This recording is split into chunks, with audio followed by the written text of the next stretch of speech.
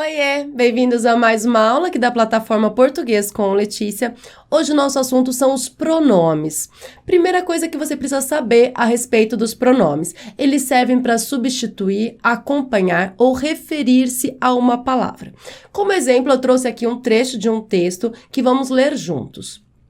O escritor francês Jules Verne é considerado o pai da ficção científica. Suas obras influenciaram gerações e inspiraram muitos filmes e séries de TV.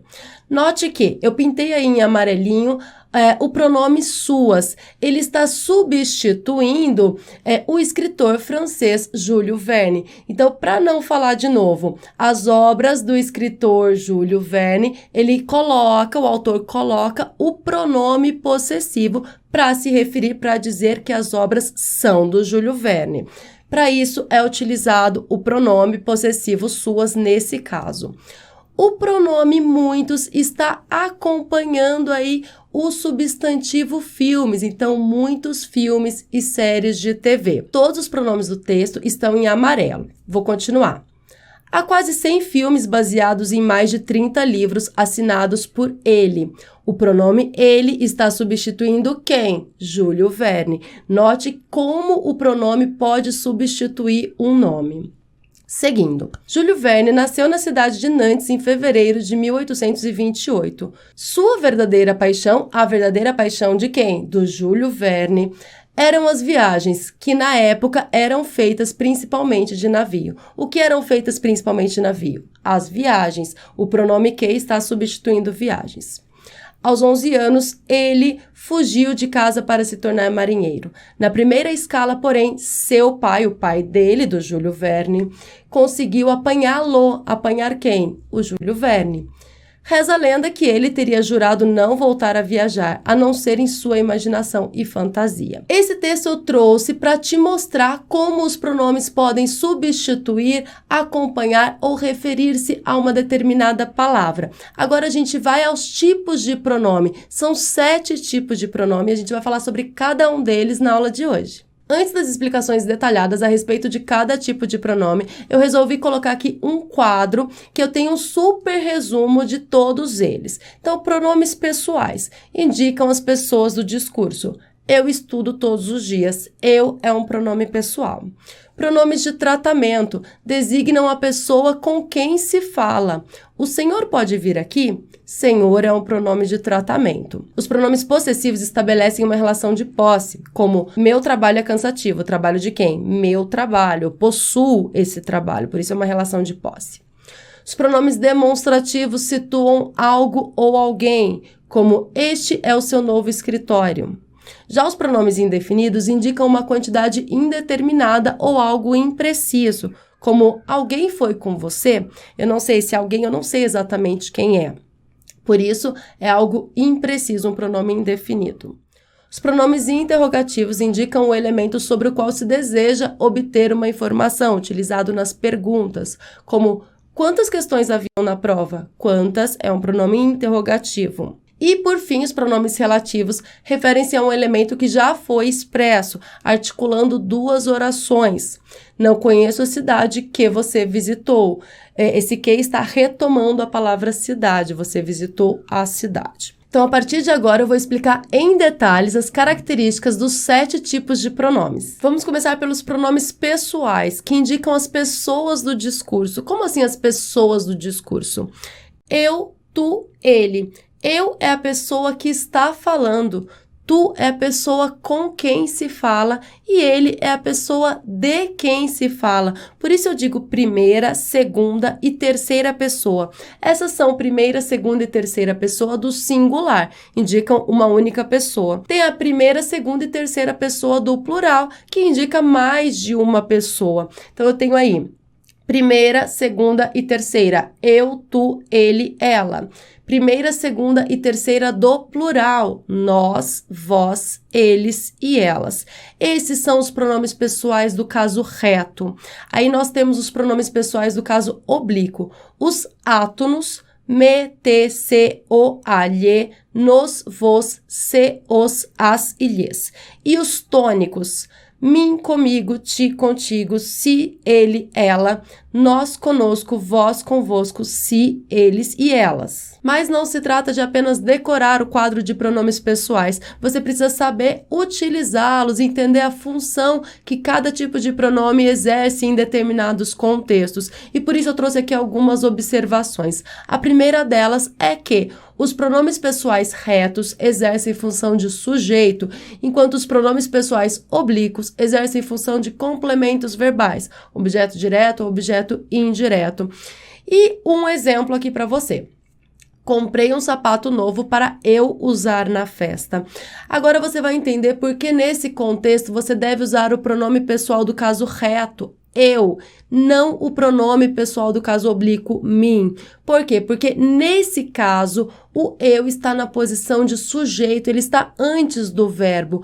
Eu vou usar o sapato na festa. Como está na posição de sujeito e os pronomes que exercem a função de sujeito em uma oração são os pronomes pessoais retos.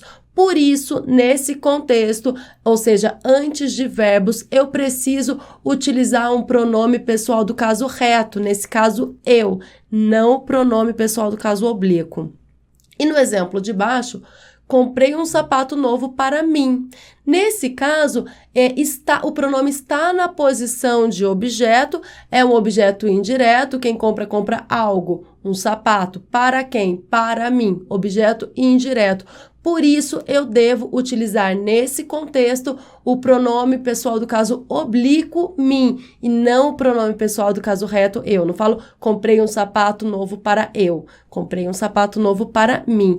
Essa é a primeira observação importantíssima que eu faço a respeito da utilização dos pronomes pessoais retos e oblíquos. A segunda observação importante diz respeito à utilização dos pronomes oblíquos o, a, os, as. Você sabe que eles podem retomar uma palavra que já foi dita anteriormente e eles exercem função sempre de objeto direto, esse o, a, os, as. Veja os exemplos. Não o encontrar é um suplício para mim. É não encontrar ele, não encontrar alguém.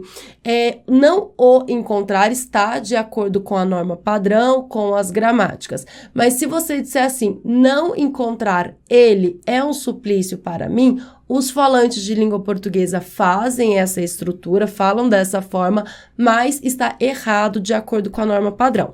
Eu devo utilizar aí o pronome pessoal do caso oblíquo, o, porque está na posição de objeto, não de sujeito. Se fosse na posição de sujeito, aí sim eu colocaria o pronome reto ele. Mas nesse caso, eu devo utilizar o por estar na posição de objeto, objeto direto. Quando o verbo terminar em R, S ou Z, a gente tira essas últimas letras, R, S e Z, e acrescenta o L ao pronome oblíquo.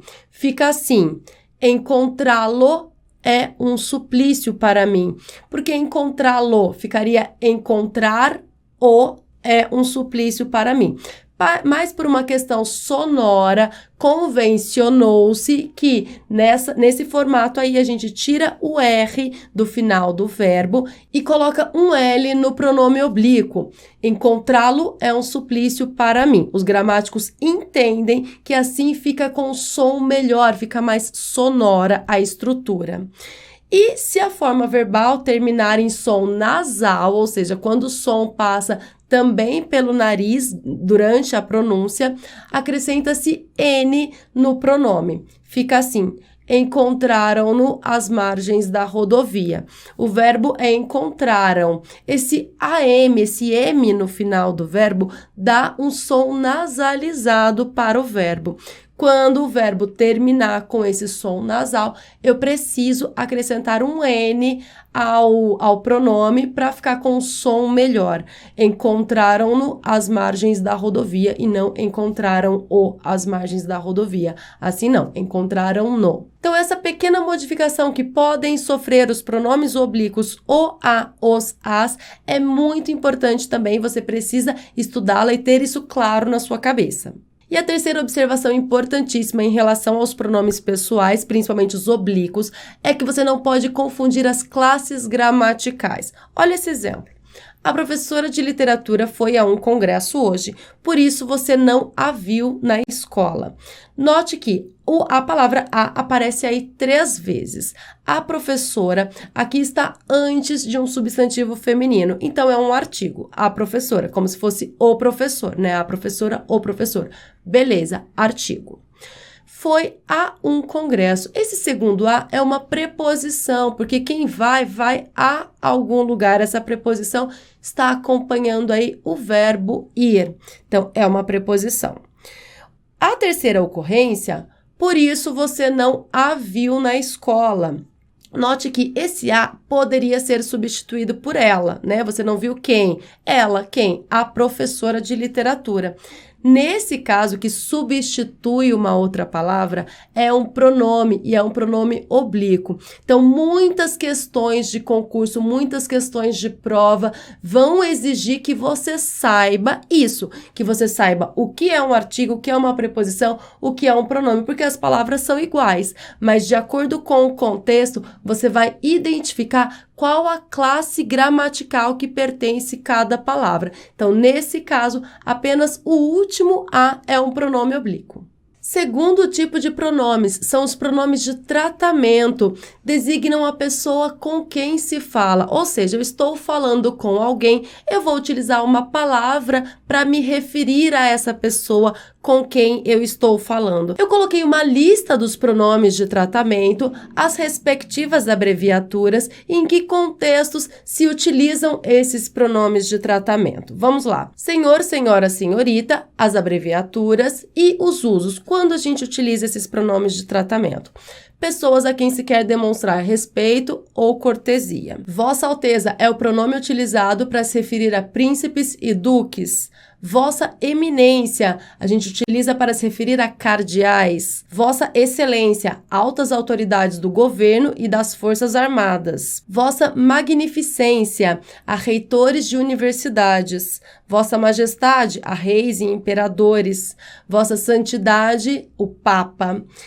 Vossa Senhoria, funcionários públicos, graduados e oficiais. E por fim, coloquei aí o você.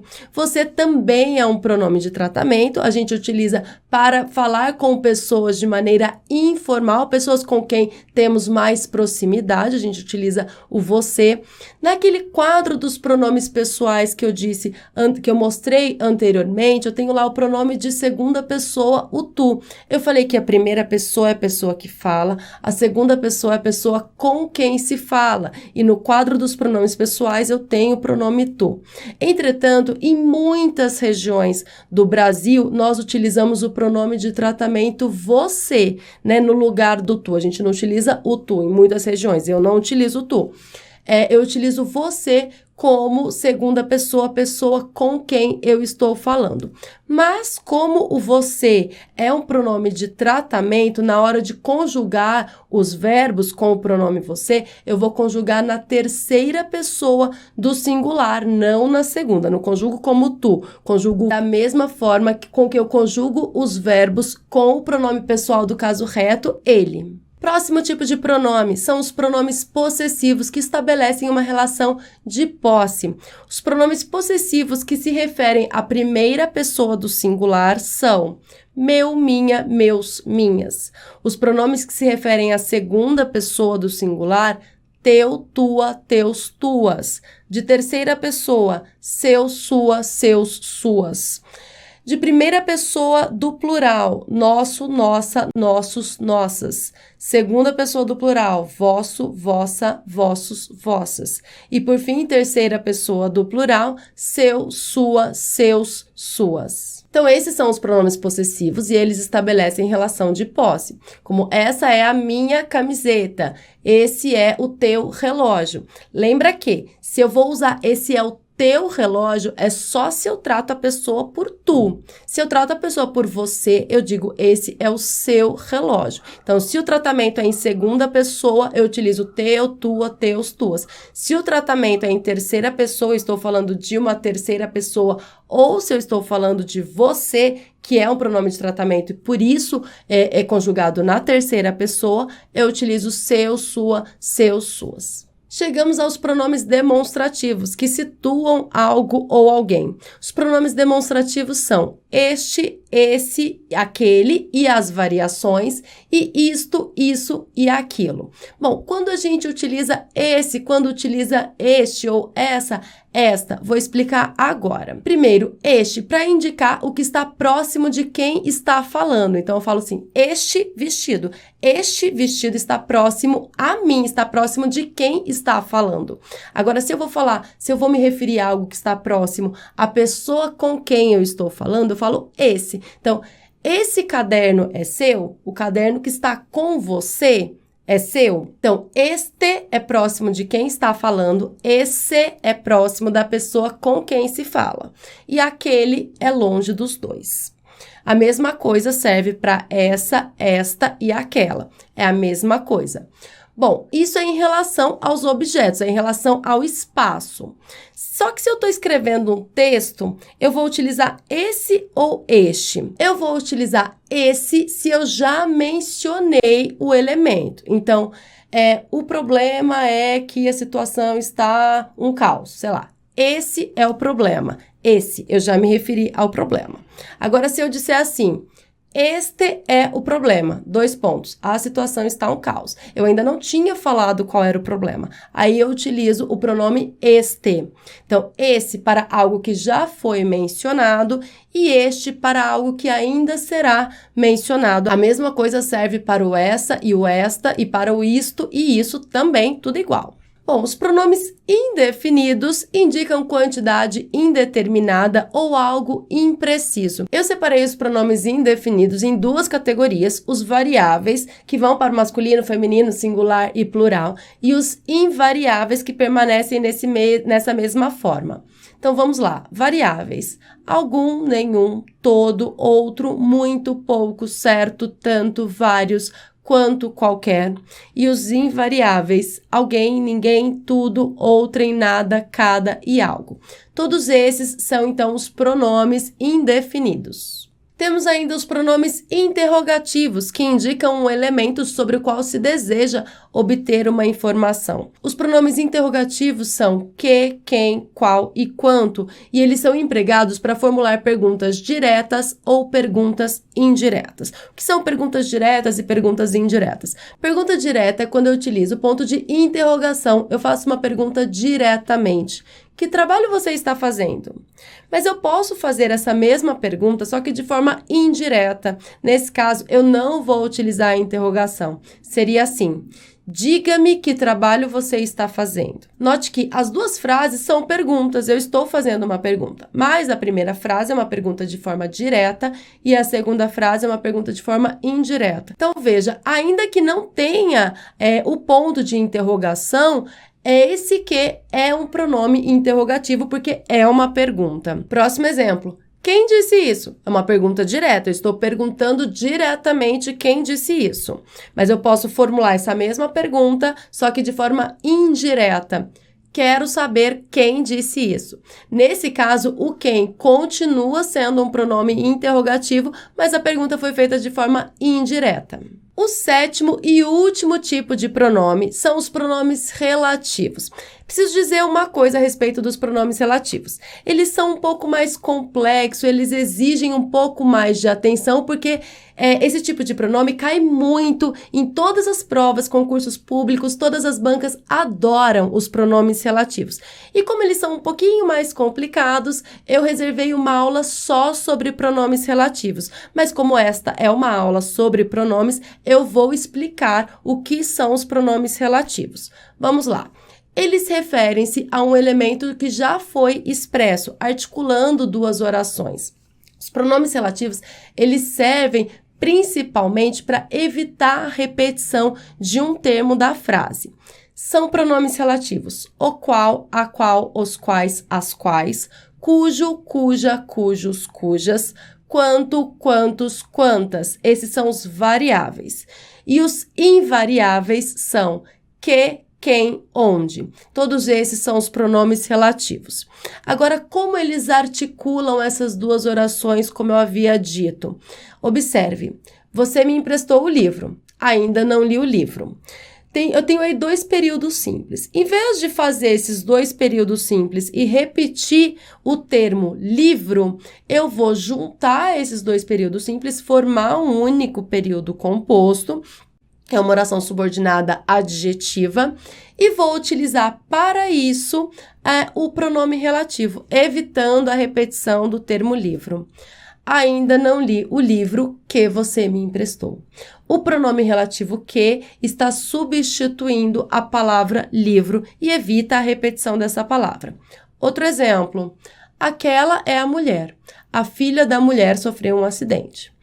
Aquela é a mulher cuja filha sofreu um acidente. Nesse caso, eu utilizo o pronome relativo cuja porque existe uma relação de posse. O pronome cuja e as suas variações serão sempre utilizados quando houver uma relação de posse, como é o caso aí.